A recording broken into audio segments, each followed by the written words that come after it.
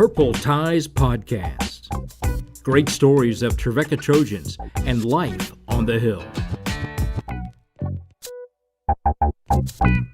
Welcome in. Greg Ruff along with you for another edition of the Purple Ties Podcast. And this one, I was talking just before here that the guy you're seeing on the screen with me, Avery Patton, is a guy that we went to school together at Trevecca.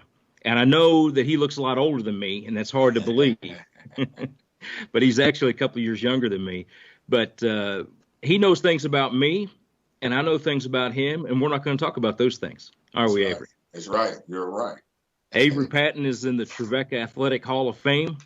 I got to broadcast a whole lot of his basketball games when he was at Trevecca. We were in classes together, and so we've known each other for a long time. And I want to tell you, as someone who's come back to work at Trevecca and worked in sports information, he is somebody I'm very proud of for what he's done with his life and how he's done. He's not only been a great employee and worker and leader, but he's also given back to the community. And those are things we're going to talk about a little bit today. Avery, welcome in. Hey, how you doing, Greg? It's good to be here, man. It's always good to talk with you and speak with you.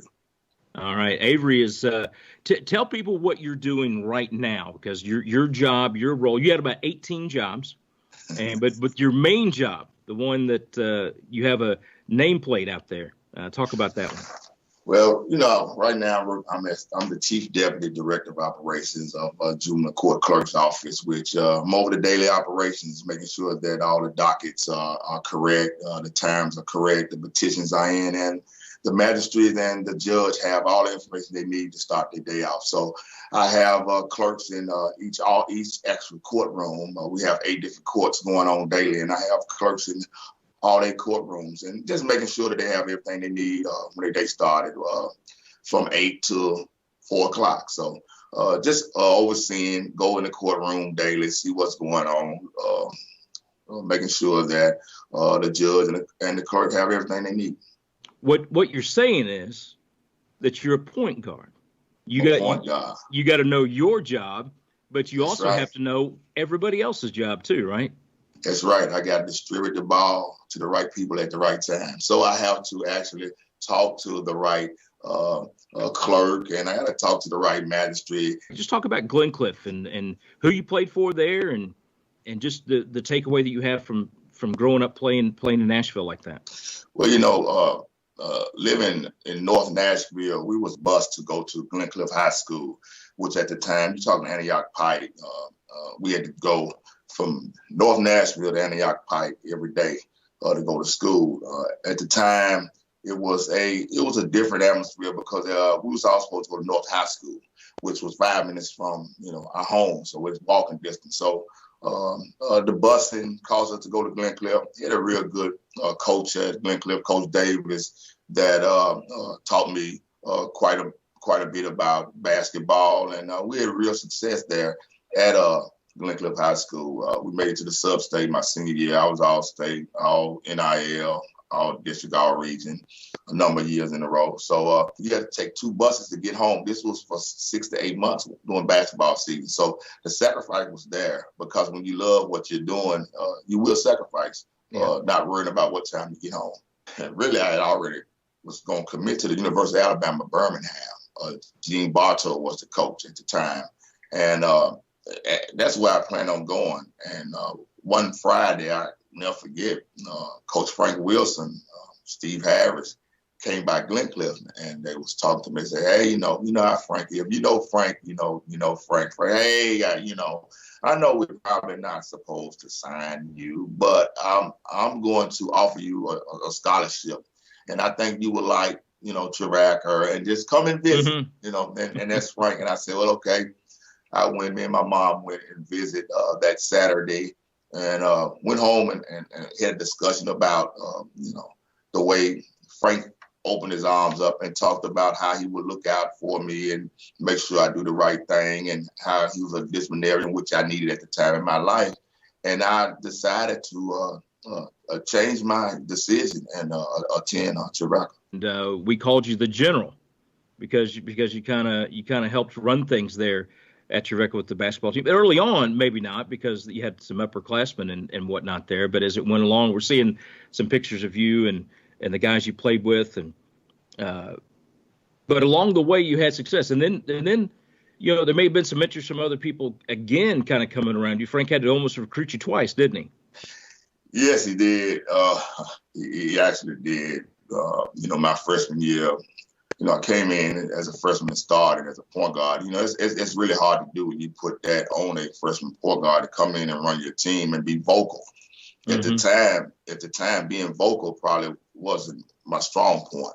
I was trying to figure out who I was and what I was going to try to do on the court. And now you want me to talk and tell sophomores, juniors, and seniors what to do on the court. Steve Harris, Fred Harris, they were really, really good individuals when it comes to knowing the game of basketball and life.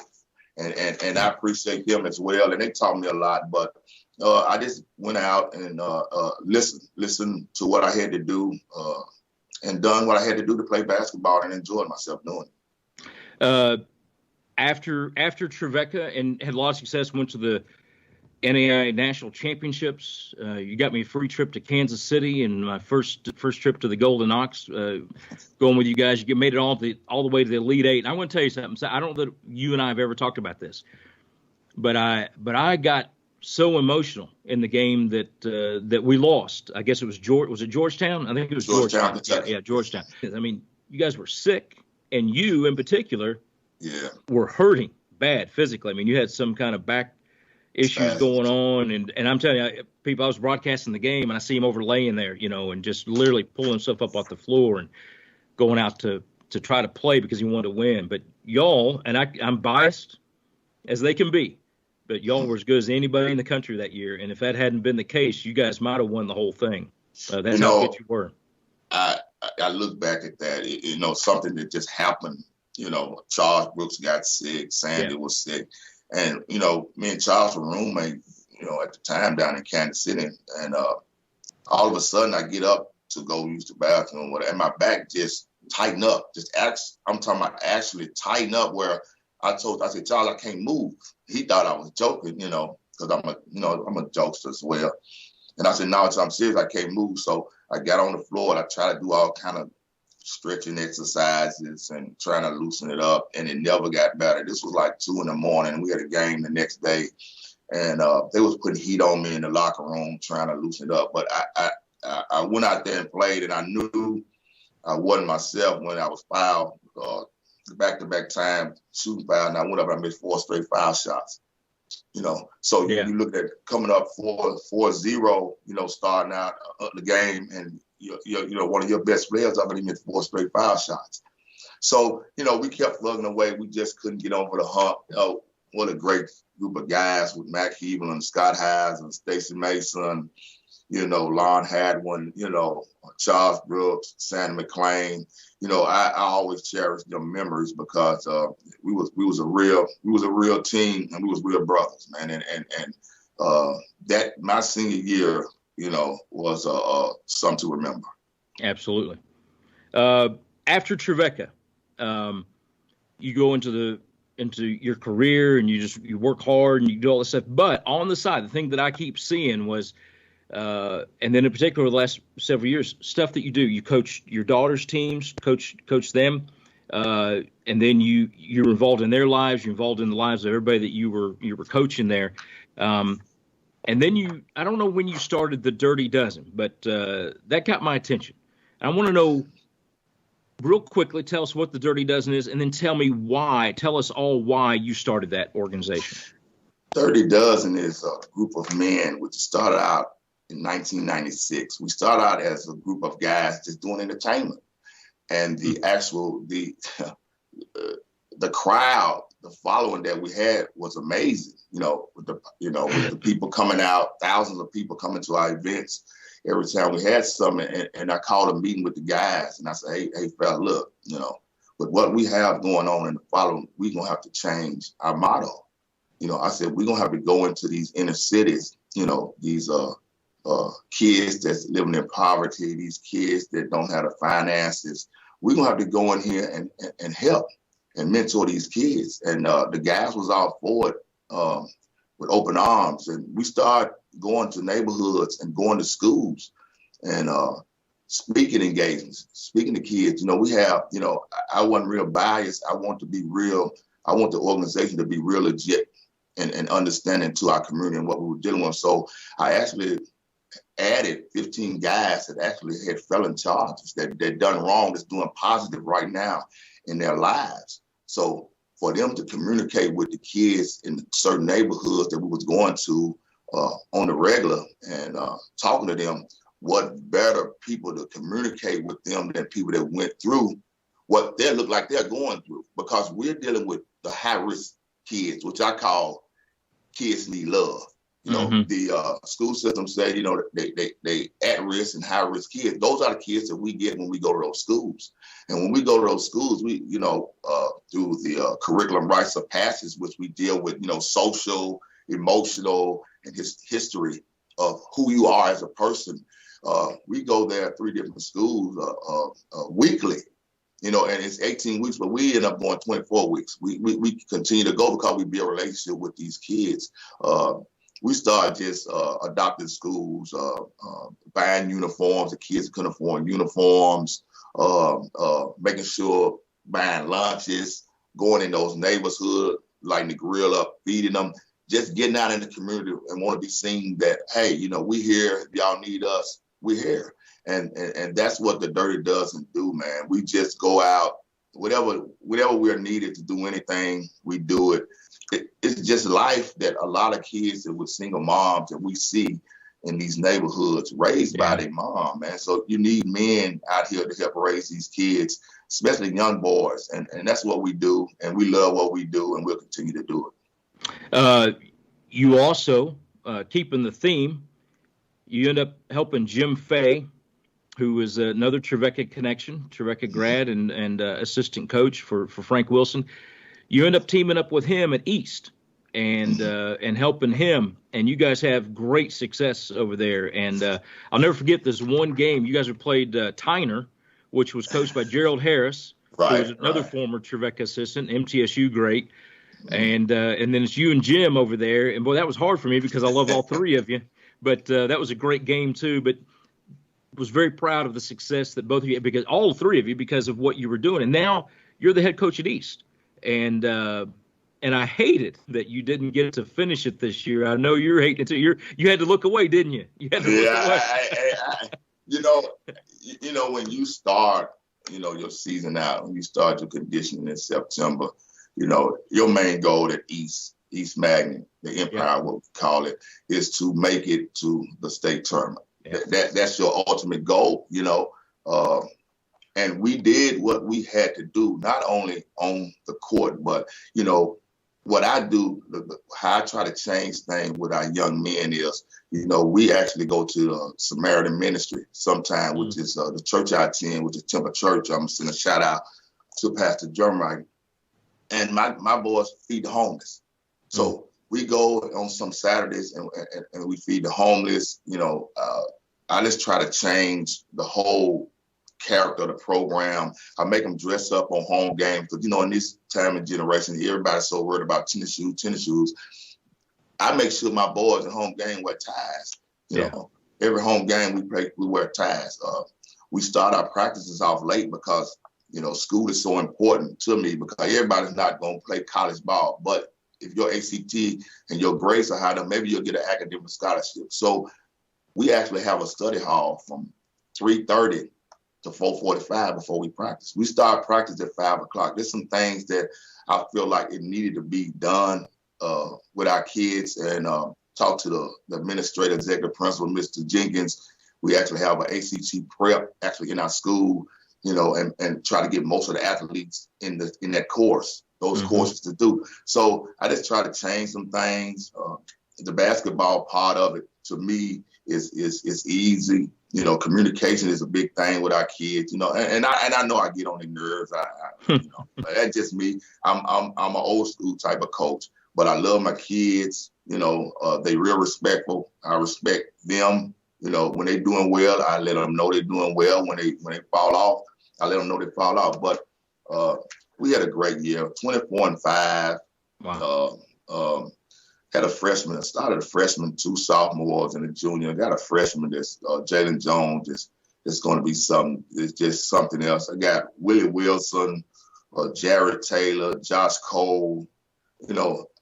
Just some great kids, some great athletes, student athletes. That's the key to everything I try to teach at East right now is the student athlete part of it, not just the playing basketball. It's what you're going to do after you leave East. You know what I mean? And you go on to your college and you get your career going.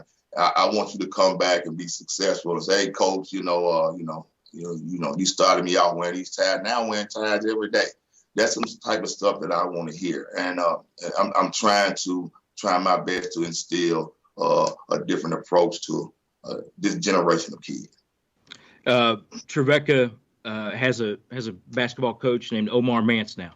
And he's an African American. He's the first African American to coach any sport at Trevecca. He's one of the few at many liberal arts colleges across this country.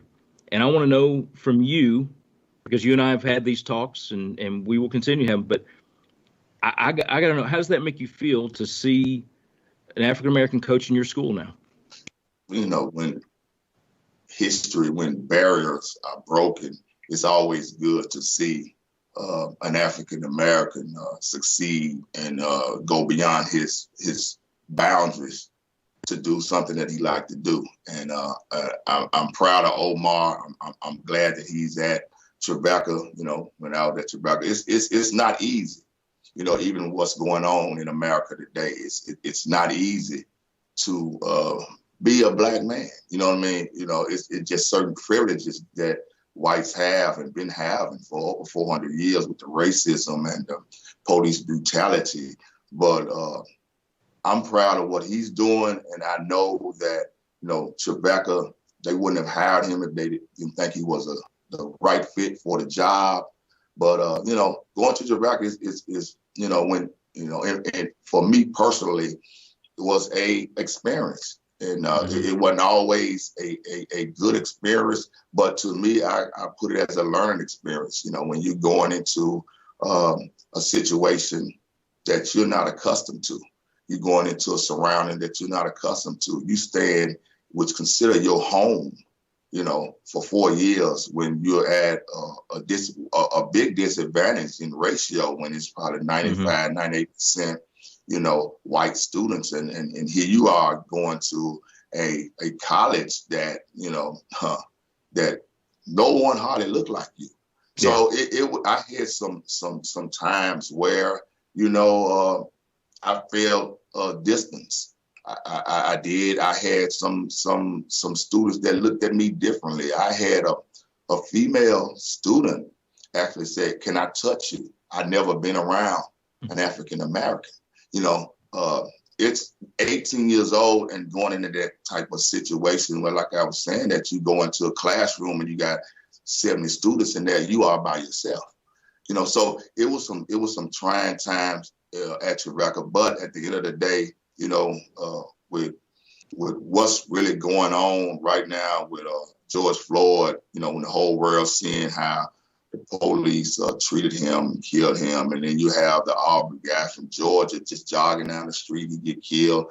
And even at Central Park, you got a guy that's been going to Central Park every day feeding the birds, and he asked a young lady, "Hey, can you put a tag on your dog because I'm trying to feed these birds?" And she picked the phone up and called the police like he was doing something really bad to her. We as people just have to come together. It's time out for the us and them. This is the time for blacks. I understand. They're angry. I'm angry. With what's going on. What's been going on for 400 years. But the protesting, I understand. The anger, I understand. I condone the looting and the rioting. But in order for America to be great, Black folk can't do it by themselves. We have to have some white to help us. We have friends that white that we communicate with. It's up to the elected officials, people in the hierarchy in the state, and the federal government to change some of these old laws and policies for the betterment of everybody, not just, the privilege of the white, And I think once that happens, America will be great.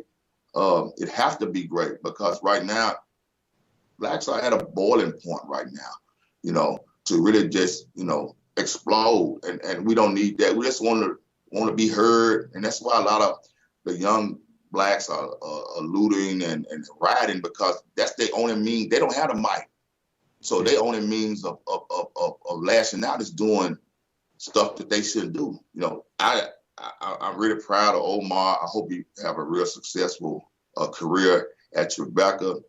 I had to, go through some things at Trevecca, but that changed your mindset as a young man. I actually, if it didn't have nothing to do with going to school, I kind of stayed isolated from any other activity at Trevecca my first year and a half, before I feel like I was accepted, not looked at differently, just being honest about it. I had run-ins with individuals that may have said, if I have a general conversation or have a friendship with a young lady or young ladies, and, some of the guys at the school would say, some negative things, and, to the young lady, why are you talking that in, or, different stuff like that. Got different letters in my mailbox, that wasn't right or wasn't nice. But at the end of the day, everybody's not like that. And it come a time in life where, everybody's fed up. And right now in America, the Black African Americans are fed up, but it can be fixed if we all just come together, blacks and whites, and the elected officials. We got to get the elected officials, black and white, sit at these tables and just change some of these very old laws, the police department, those laws that they have.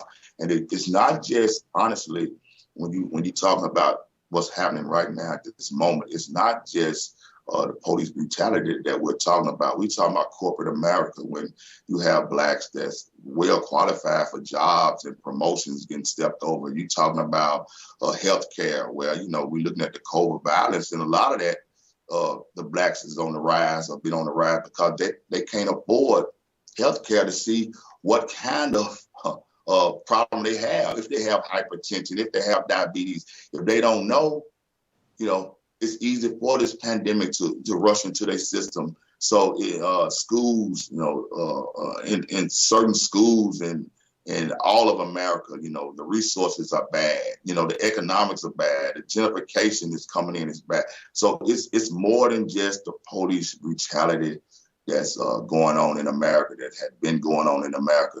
It's a number of things that I have already announced, and it just right now it's a time for a change, and right now it's a time for Black men to step up and be heard, and I really think this is the opportunity and the time in America where we will see a change. That's what I see you doing. That's what I've seen you do, and you've stepped up and you've been that in every community that you touch, and that's exactly, for me personally, taking off Trevecca hat, whatever, that's what we need. We need more Avery Pattons in this world, and white and black, that are willing to get involved and get out there and dig in. And what I've seen you do is you have gone to the youth and trying to help them find their way in this world and have to help set them on the right course for life. And you've done that with young women that you've coached early on, and now you're doing it at East, and then with your career. So everywhere you turn, you're working with young people and trying to help them get set in this world. And that's what we need. And you talked about it. We need relationships. You and I have had a relationship, and that's because we sat across from each other, and we got stuck in buses together, and following, and I got to know you, and you got to know me, and that's what I hope to. If I was going to say anything, that would be it. It's like we have to get to know each other, and then go out and do like what you've been doing throughout your life. We're going to finish up with this here. Sports has been.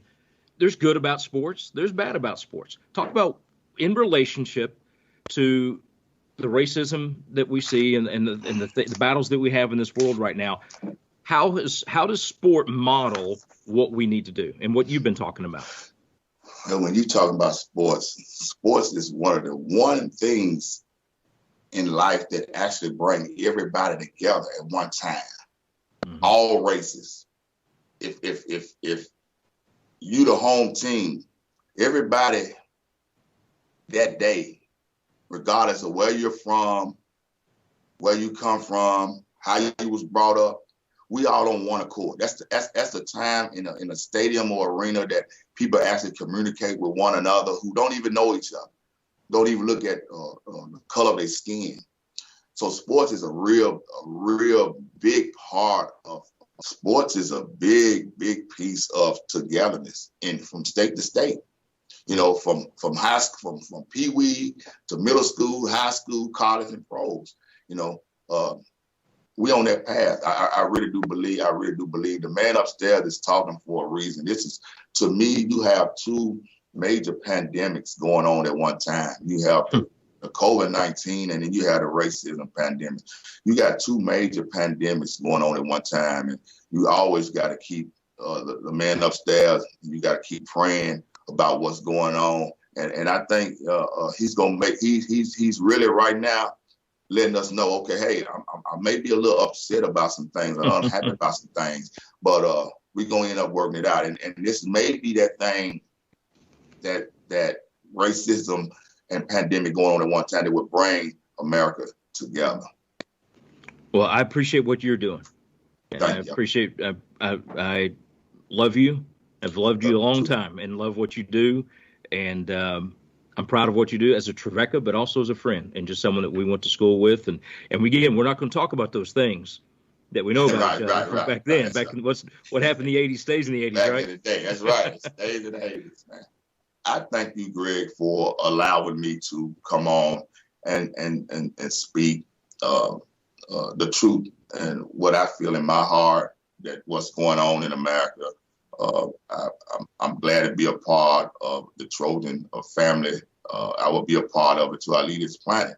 And I just appreciate what, you give me the opportunity to speak, and I'll always be there for you. If you need me for anything, I'm there. Absolutely.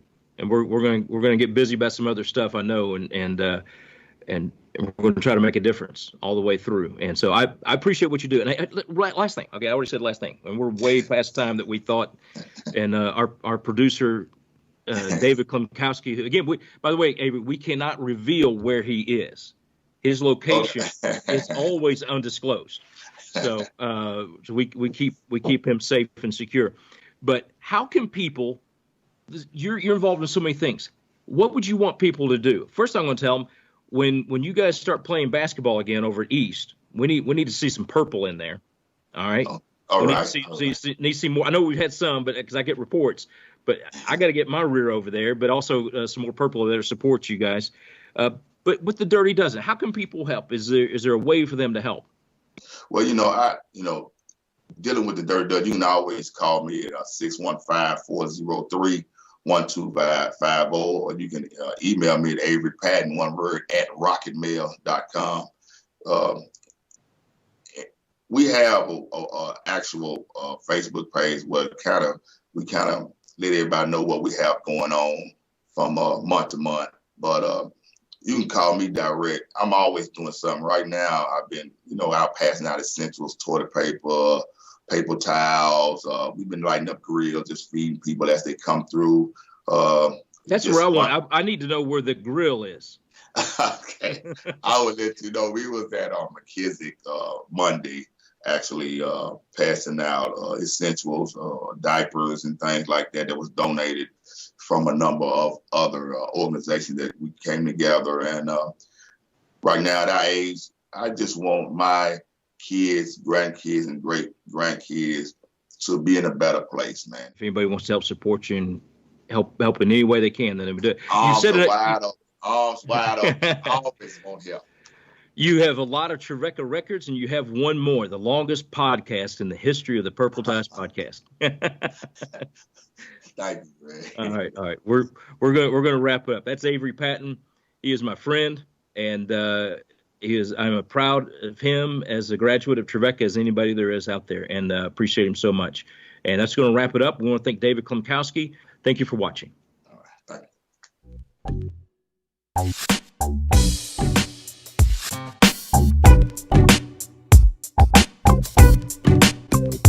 Purple Ties Podcast. Great stories of Trevecca Trojans and life on the Hill.